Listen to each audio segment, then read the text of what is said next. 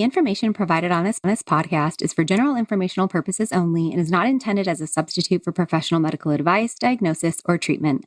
Always seek the advice of your qualified healthcare provider with any questions you may have. Never disregard professional medical advice or delay in seeking it because of something you have heard on this podcast. Reliance on any information provided here is solely at your own risk.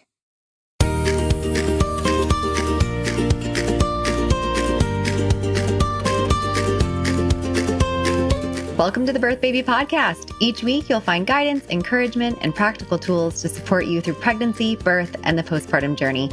I'm your host, Ciarra Morgan, a certified birth and postpartum doula, hypnobirthing educator, and pediatric sleep consultant. I'm also the owner of a doula agency in Austin, Texas, and the founder of the Birth Baby Academy, where I offer classes for both parents and birth professionals. Thanks for being here.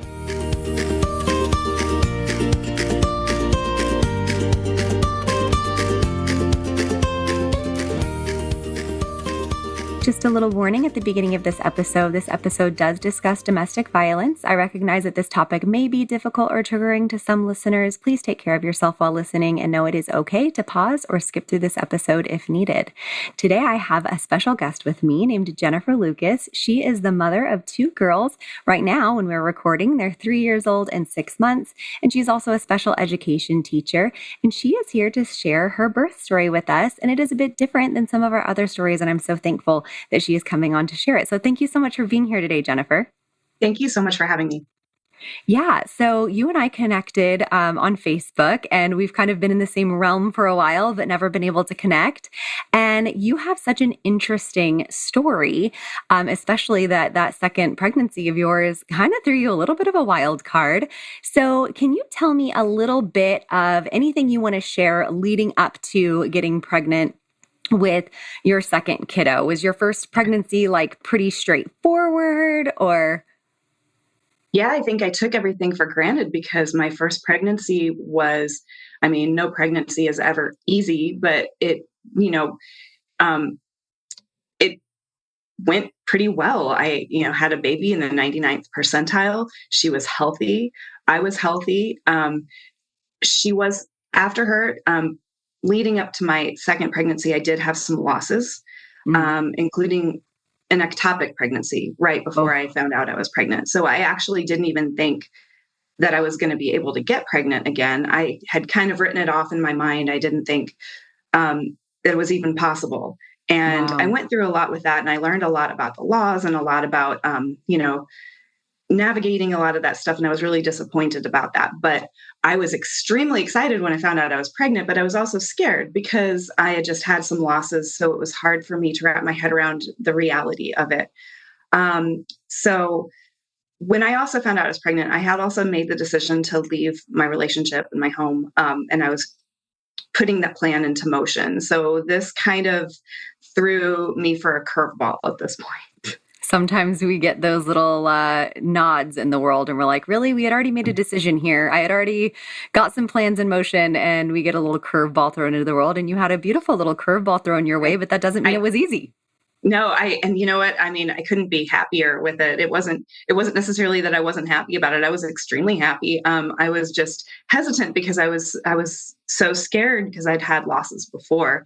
So I was extremely grateful. And I wasn't, it just kind of added an added complication to everything when I was trying to leave, but it wasn't going to stop me at that point. It actually gave me more motivation to leave and, create a better life for both of my girls at that point. Okay. So tell me about that. So you left during your pregnancy. How was that? And what point in your pregnancy, if you don't mind sharing, what were you when you left? It was right at the very beginning, and it was scary and it was dangerous. Leaving a situation like that, actually, the most dangerous time is actually when you're leaving. You kind of stir the pot and you kind of try to there's a lot of things that happen that you don't expect to happen. You're not in a position to prepare for it because you've been taking care of your children for so long. You're just, in my case, I was a stay-at-home mom. I had given up my career. I was raising my daughter. And so this meant me going off in the world, having to get a job.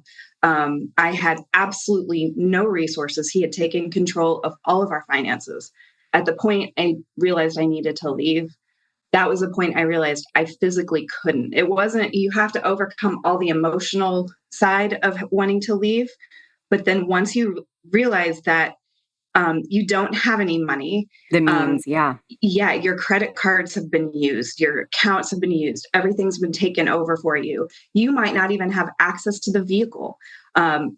That's yours. And that was my situation. I didn't even have, I couldn't even get my vehicle to get out of the house. Yeah. And then when I did leave, what was I supposed to do? So I was overcoming all of this. And then at the same time found out I was pregnant. But I was like, there wasn't a question in my mind that I was going to make it work and that whatever was going to happen, I was going to put my daughter first and my unborn baby. And we were going to do this. Okay. And so where did you go? Did you have family that was helping or?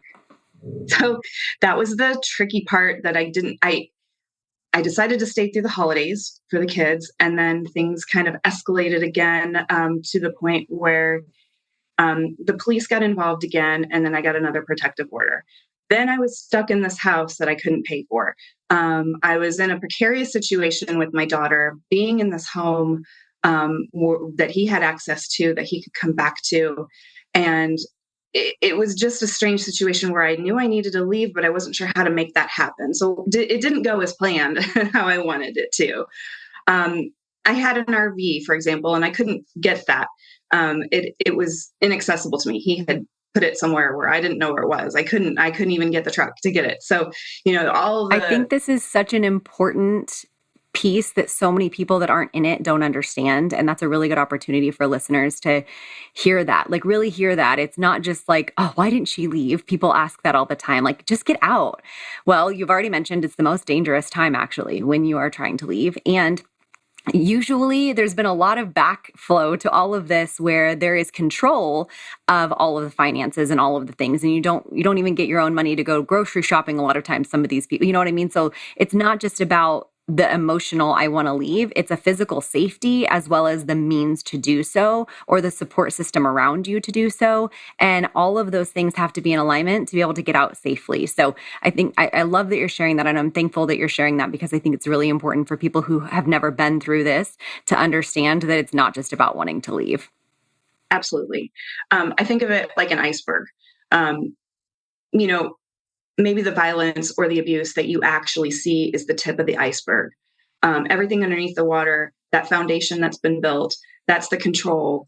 That's what's keeping people from just leaving. If it was as simple as like, oh, this was disrespectful, or you shouldn't be tolerating this, or, this was harmful. Oh, just walk out and leave.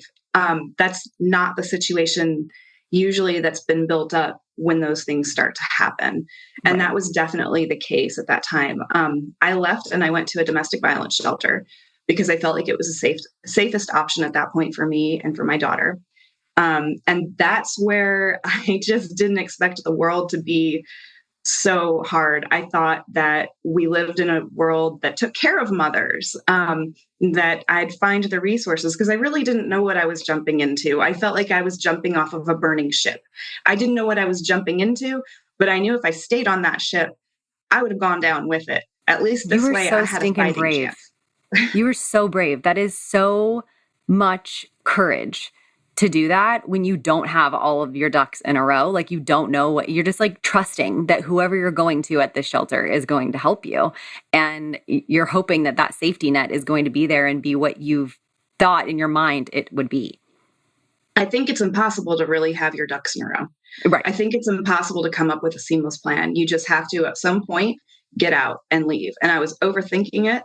I was trying to get my stuff. I was trying to get, trying to hold on to pieces of my life, trying to come up with different plans. And really, just at the end of the day, you just need to jump ship and get out and call it a loss.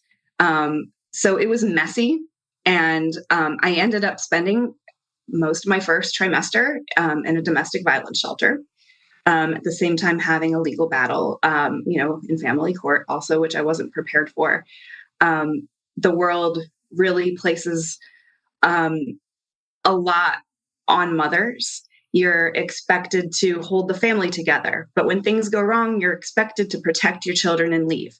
But when you leave, if you don't have the financial means to care for your children, if you have to go to a shelter, then you're seen as, not a fit mother who's prepared, Right. who's caring for their children. And so navigating this in family court is a whole other can of worms that I wasn't prepared for. I had pressure to find a new place, to get back on my feet, to get a career, and was doing this for my children. And I had a career that I had left behind. It was this very bad timing in the middle of the school year to go back to that. And so that's where the pregnancy complications kind of arose. I feel like finally I got a job. With the help of a family member, I was able to secure an apartment, which when your credit is destroyed and you have no income basis and you're coming from a domestic violence shelter with a child, nobody wants to rent to you. You're a liability. That's so true. I've heard that before where there have been apartment complexes, they find out that that is what you're going through or that there's a protective order and they'll kick people out because they don't want the drama at their apartment complex and things like that, which is just wild. Yeah, and landlords. And there were some places that are really willing to help you. I also learned a lot about government assistance at that point. Navigating that system was really arduous. Getting food stamps, getting WIC, getting Medicaid because, I was left with no insurance and I was pregnant. That was actually a huge blessing having Medicaid. And I learned a lot about that. But there's also some resources that are lacking from mothers that really need to protect their kids and to get out of situations who have been financially abused. There's definitely, a lot of resources that there are opportunities for. Like finding housing is definitely a huge thing. Navigating the court system is definitely, a big factor. And those were the biggest challenges that I found after I left that I had taken for granted. I didn't know that those would be such difficult challenges. I thought the world would just take care of you and the court would see through this and they would recognize a struggling mother who's trying to get out. But that's not really how that goes. Yeah. And I think too, when someone is so educated and so well spoken as you are, like people have, I think, a stereotype of what an abused person is like or what somebody who's going through domestic violence may look like. And I love that you shatter all of those things because you are educated, you are well-spoken, you have a great head on your shoulders, and you're like, it can happen to anyone. And then you're going out there and you're trying to advocate for yourself. And even someone with the, education that you had still struggled so deeply to get through the system. So you mentioned that you had pregnancy complications arise. When did you find that out? So as soon as I got my apartment, as soon as I started getting back on my feet, getting a job, I went to my 20-week ultrasound, and this was a huge curveball for me because I thought that getting to the 20-week mark, I thought I was kind of in the clear. Everything was good with my baby. And I had an ultrasound, and I will never forget that moment that the doctor walked in and my heart sank and my stomach sank. And she said, "There's something wrong with the baby." And I just did not see that coming. That is a whole level of mourning for a mother that, just that surprise, especially when you've had a healthy pregnancy, you kind of take that for granted. So the next steps, I was given a lot of information that my baby wasn't going to make it.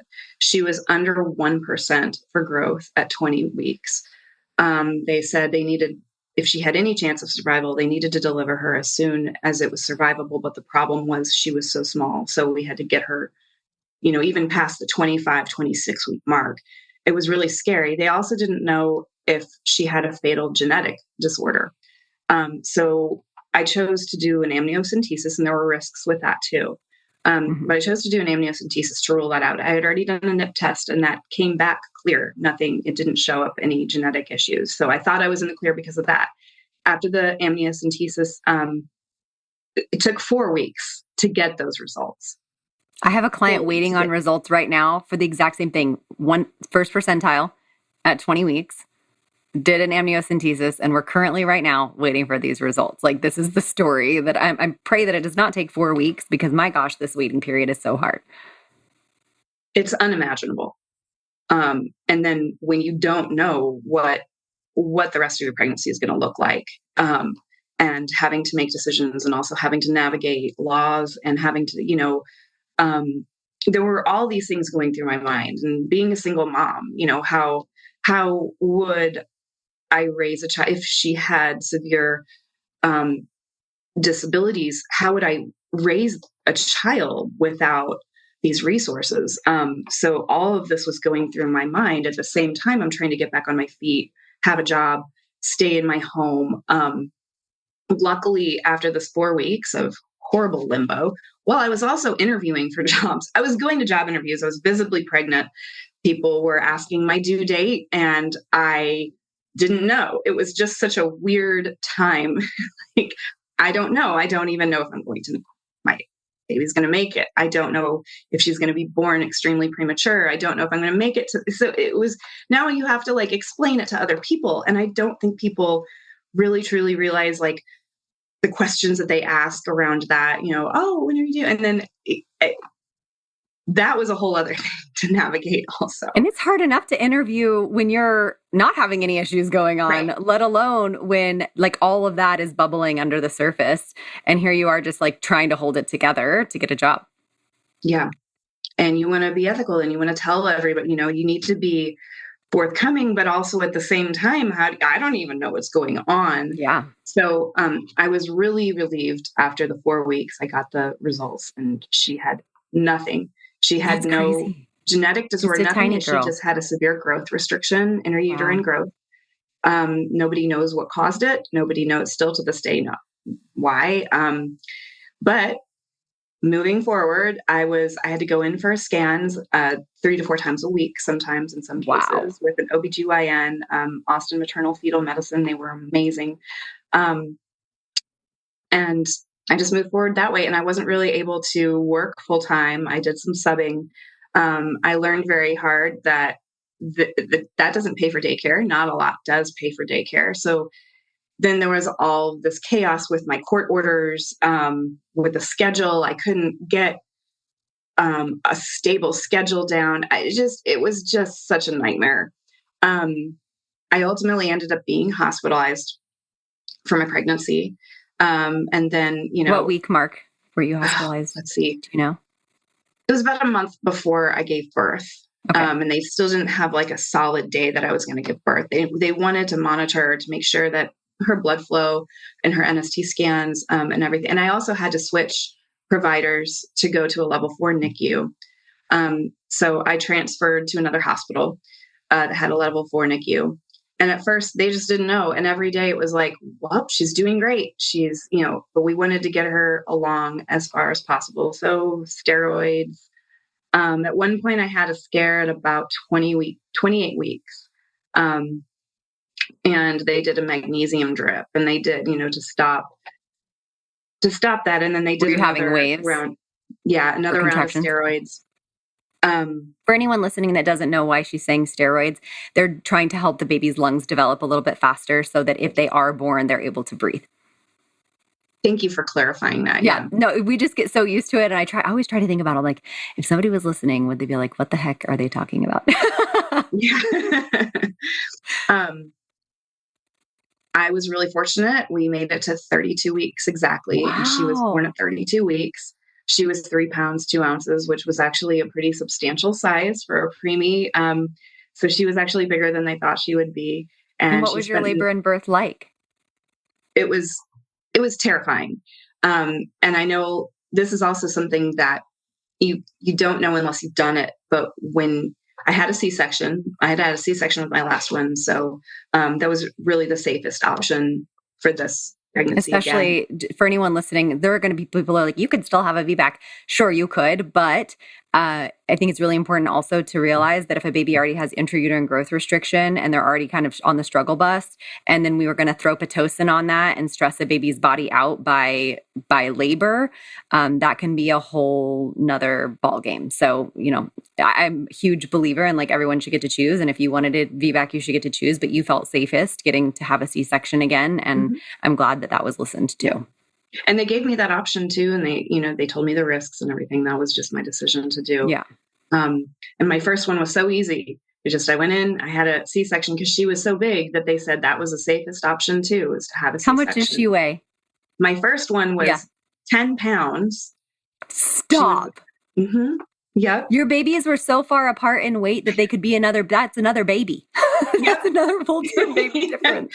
And that's what was crazy about all of this. When they told me, she's just running small, she's a little bit behind. And I'm like, that's I don't not make small right. babies. Yeah, that doesn't sound right after what I had before. It was just the complete opposite. And I know that she'll catch up. She's got those genes that are going to make her big. So she's very, very strong. She's doing amazing. I'm so impressed with her. I'm just so impressed. She just came out fighting from the very beginning. But the birth was crazy because I did this myself. I decided it was the safest, least chaotic decision to just do this by myself. Introducing other people, there was a lot of unknowns and I wasn't really sure, like maybe I wasn't gonna have the baby on this day. I didn't want people to travel. I'm just like, let's just do it and have the baby. And, it was a little bit more difficult to do that on your own than you think. Especially, so after I had her, it was a normal C-section and it went really smoothly. Everything was fine. And I had her and they brought her to me and she wasn't crying yet. She was a little bit blue and we didn't know if she was going to be crying or if she would come out not crying or what, but her little eyes were open and she was she looked like a real baby. She was just tiny and I got to see her briefly. I got to kind of like hold her to me and then they whisked her off and they brought her over to the station. They did the work to get her back to the NICU. And that was the biggest fear right there. My anxiety and my heart just sank because there was nobody to report to me. How is she doing? Is she okay? I was just so anxious. I was like, oh my God, is she okay? Is she breathing? Is she going to be okay? And I gave them my phone so they could video it. So they could, I was thinking at the time, okay, they'll text me and they'll send me videos and I don't have my phone. How you're thinking at that time. And then they put me in recovery and I was basically in like this closet in the nurse's station because they wanted to watch me. They wanted to make sure I was okay because I didn't have anybody there with me. So I was like essentially in this closet with a bunch of other beds that were there for storage. And it was just the weirdest feeling recovering and not having your baby. My first time I had my baby, I was able to hold her. I was coming down from anesthesia holding my baby. And this time I didn't get to hold my baby. She was off, getting life-saving procedures done. And I didn't know what was going on. So I basically had an anxiety attack. And I guess that's normal. And that's hormonal for women, who are separated from their baby when they have their baby. So I was probably driving the nurses crazy. I was freaking out. They had to give me more drugs to get me calmed down. I think I had 2 rounds of another IV of anti-anxiety medication at that point. But I was eventually able to relax, and they wheeled me back later on that day to see her. I couldn't hold her. She was in an isolette. She was on oxygen support. She was on a light for jaundice. But all in all, she was doing great. And she was all of the health issues, all of the complications were expected at that point that she was having. So I was really lucky. Nothing unexpected.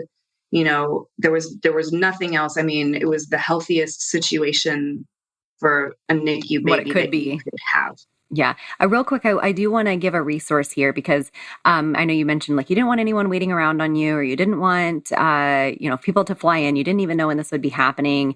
If anyone is in the Austin area and is going through something similar, especially someone that doesn't have the financial means to be able to get help, there is something called GALS, which is Giving Austin Labor Support, and you can actually get free doula care where they're on call, and it's just whenever you go into labor or go for your C-section.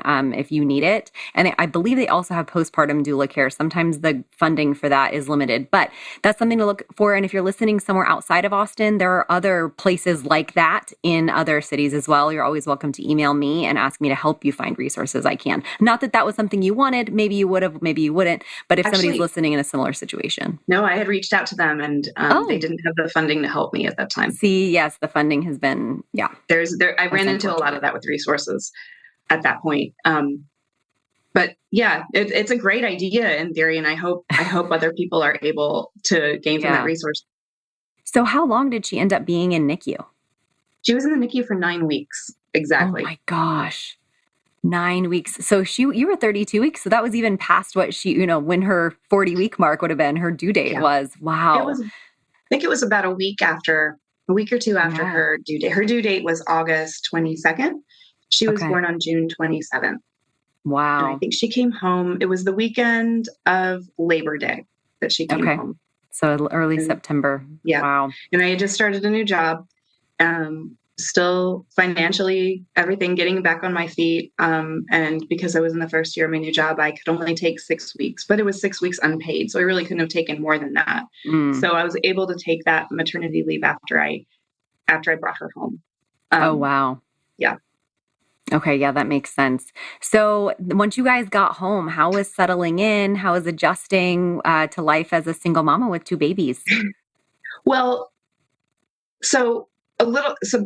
before that, so I have a 3-year-old also. And she was really hyped. We were getting her hyped up for her baby sister. She was confused why I was in the hospital, and I was explaining to her. I don't know how much 3-year-olds really understand about that. But when I went to the hospital and I came home without a baby, I think that threw her off a little bit. I don't know if she really understood what that was. We had a monitor. I had a monitor on the isolette where you could see her. And so she'd look on my phone and she'd say, "Your baby sister, okay, there she is." And that was really cute. And that was really difficult because I didn't want to lose my time with her. I had already lost a lot of time with her because I was in the hospital. I think at this point she was super confused and missing me. And you can't explain that to a 3-year-old. Where has mommy been? And then you come home without a baby, and now she's really confused. So I was navigating the NICU, but also like you can't bring your child to the NICU. So, there was that issue of like, I didn't have daycare. I didn't have childcare, somebody to watch her when I went to the NICU. Her dad just decided to travel. He travels for work, but I'd never got any warning about that. So after I was out of the hospital, he would just kind of like go on trips. And so we would have, I'd have her for a week or 2 straight. And I'm like, how are you going to get to the NICU? So as a single mom navigating the NICU, where you have children at home already, I realize there's also a huge opportunity for resources that we don't have. Who watches your children? Like there's a couple things that the hospital social worker was helping me with her, but there were a lot of challenges with that. And I also didn't want to lose my time with her, I didn't want her to be more confused about where she was going or who was watching her. So it was really difficult juggling, caring for my 3-year-old and also getting to the NICU every day to see my baby. There was a lot of guilt associated with that. Like if you couldn't make it, and I know all NICU moms understand this, NICU parents understand this in general, like those days where you're unable to get to the NICU, you're just overcome with guilt. So there was a lot of that. Such a balancing act. And even in the most like, 2 parents, great jobs, maternity, paternity leave, all of these things, even in the best case scenario, if you have the perfect setup, it's still really hard to make it back and forth to NICU and to not feel like you're harming your 3-year-old mentally by being gone, and also yourself, but also you want to be there for your newborn. I mean, even in the best case scenario, that's difficult. Yep. There was an amazing resource that's local to Austin. It's called Hand to Hold. Um, Yes. they provide a lot of parents with NICU support. They had support groups. They had, they were able to bridge the gap of resources to find different things. And I just felt in general, I'm very well supported by that organization and the hospital in general. I want to say that Hand to Hold, I know that they have one in Austin, but I don't, oh, I guess I had to look it up because I was like, is that only in Austin? I thought this was like a giant company that's everywhere. But maybe it is Maybe. just Austin. I think they started in Austin and they're starting to branch out Oh, nationwide, good, I think. good, good. So how is that little pumpkin doing now? She's doing amazing. And here she is. She woke up from her Oh, nap. hi, Hi. Pumpkin. Anyone on the YouTube channel gets to see that cute petunia. Well, she looks quite happy and healthy now. How is she doing on kind of the growth curve for her she's age? she's doing amazing. She's Adjusted catching age, up. I She's guess. still behind, but she's been incredibly healthy. I'm so fortunate to have her, and I have to say that Medicaid has really pulled through. Um, you know, fully covering everything that she's needed. She's Oh, had wow. specialists since leaving the NICU. She has a lot of follow up. Um, I feel like she's had a really good level of care because of that. And I'm they so happy found to hear things, that. that through screenings that might, you know, just all babies might have these things. They found some cysts in her brain, but they're thinking she's going to grow out of them. Hmm. They did find she's considered to have a heart condition because she has two very small holes in her heart. But a lot of newborns could have this. They just don't go through that screening to Right. know. So, they're waiting to see if she grows out of it. And we're waiting a year. But I'm just so grateful for that level of care because I really know, what we're dealing with. And she's doing amazing. And just everything about her. She's such a fighter. She came out fighting. She, just, she's very strong. Just like her mama. Strong. Well, Yeah, I'm telling you, that is not by accident, I don't think. Well, I am just so impressed with your story. If there was anything, like, is there any little nugget of advice or anything you would want to say to someone listening who maybe is in a similar situation and on the front end of this? hindsight is 2020. And it's easy to say what we should have done, what we could have done when we saw the signs. But sometimes, we're blinded with love. And then we, you know, just as mothers, we want to give everything to our family. We want to keep our families together. And we maybe compromise pieces of ourselves in order to do that. And I guess the one biggest piece of advice as a mother, the world is not set up for mothers, right? Mm-mm. I mean, it really isn't. We spend 9 months being pregnant and it's physically debilitating. And then we have a baby. We're connected hormonally to that baby. We're expected to either stay at home. There's a lot of different narratives too. There's shaming involved if you send your kids to daycare and you go back to work. And I think there's this guilt that mothers feel when they have to do that. But at the end of the day, you have to take care of yourself. Yeah. And taking care of yourself is taking care of your children. Yes.